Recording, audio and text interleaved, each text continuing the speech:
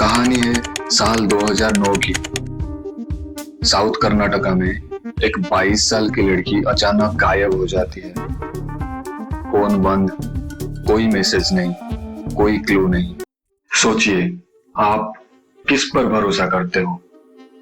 सिर्फ इसलिए क्योंकि वो सोसाइटी के हिसाब से सेफ लगता है इसलिए, या फिर टीचर है इसलिए, या फिर एजुकेटेड है इसलिए, या फिर रिस्पेक्टेबल है और सोसाइटी इसकी इज्जत करता है इसलिए।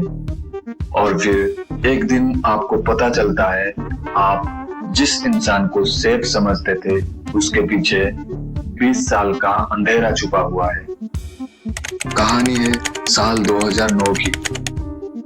साउथ कर्नाटका में एक 22 साल की लड़की अचानक गायब हो जाती है। फोन बंद, कोई मैसेज नहीं, कोई क्लू नहीं, सिर्फ एक खामोशी जो दिन के साथ और गहरी होती चली गई। घर वाले पहले इंतजार करते हैं, फिर घबरा जाते हैं और आखिरकार पुलिस के पास जाते हैं। शुरुआत में यह केस किसी भी नॉर्मल मिसिंग कंप्लेंट जैसा ही लगता है। पुलिस अपनी छानबीन शुरू करती है। लड़की के कॉल रिकॉर्ड्स चेक किए जाते हैं, कॉन्टैक्ट्स देखे जाते हैं, कॉल्स को समझा जाता है और यहीं पर एक अजीब सी बात सामने आती है। ये लड़की पहले से ही एक और मिसिंग लड़की के कांटेक्ट में थी। दो अलग अलग जिंदगियां एक ही जगह पर चुपचाप मिल रही थी, और जब इस कनेक्शन को फॉलो किया जाता है तो कहानी एक नई मोड़ ले लेती है। इस चेन के आखिरी पॉइंट पर पुलिस एक आदमी तक पहुंचती है। नाम सुनकर कोई चौंकता नहीं, प्रोफेसर सुनकर कोई डेंजर महसूस नहीं करता। वो एक टीचर था। जी हाँ, जिस टीचर को हमारी इंडियन सोसाइटी में माता पिता के बाद दूसरा भगवान कहा जाता है। फिजिकल एजुकेशन टीचर यानी पीईटी।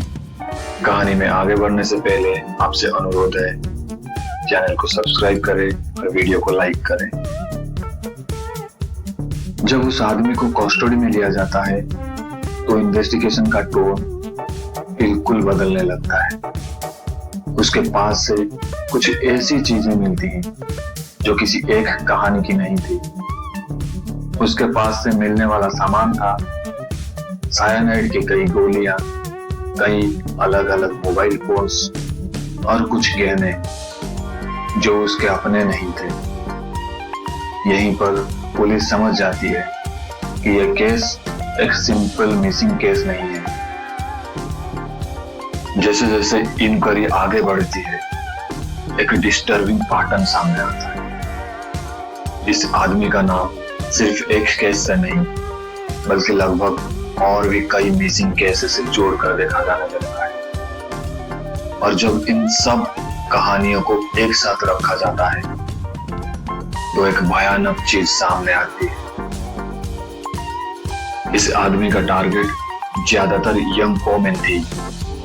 विक्टिम्स अक्सर 22 से 35 साल की महिलाएं थी जो किसी न किसी वजह से शादी नहीं कर पा रही थी, और इसी कमजोरी को वो आदमी अपना हथियार बनाएगा। और यहीं पर वायलेंस नहीं होती, यहीं पर मैनिपुलेशन शुरू होती है। वो दहेज के बिना शादी का वादा करता था, भरोसा जीतता था और धीरे धीरे उन्हें अकेला करता था। बाहरी दुनिया से काट कर सिर्फ अपनी बातों पर डिपेंड करने पर मजबूर कर देता था। और जब पूरा कंट्रोल मिल जाता तब कहानी का सबसे अंधेरा हिस्सा शुरू होता था।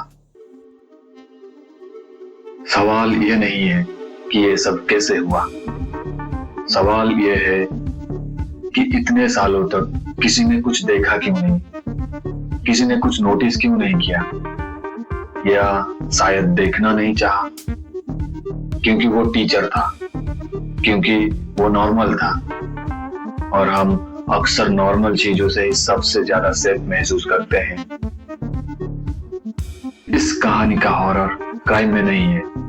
हॉरर इस बात में है कि ये कोई मॉन्स्टर जैसा नहीं दिखता था, वो बिल्कुल नॉर्मल था। और जब डेंजर नॉर्मल लगने लगे तो वो सबसे ज्यादा खतरनाक होता है। अगर ये वीडियो आपको अनकंफर्टेबल लगा तो शायद ये जरूरी था। ये कहानी सिर्फ एक जुर्म की नहीं है, ये एक चेतावनी है कि भरोसा कब और किस पर करना चाहिए। अगर आप चाहते हैं कि हम ऐसे केसेस को शोर के बिना सिर्फ सच के साथ एक्सप्लोर करें तो चैनल को सब्सक्राइब करें और वीडियो को लाइक करें। नमस्ते। अपना और अपने परिवार का ख्याल रखें।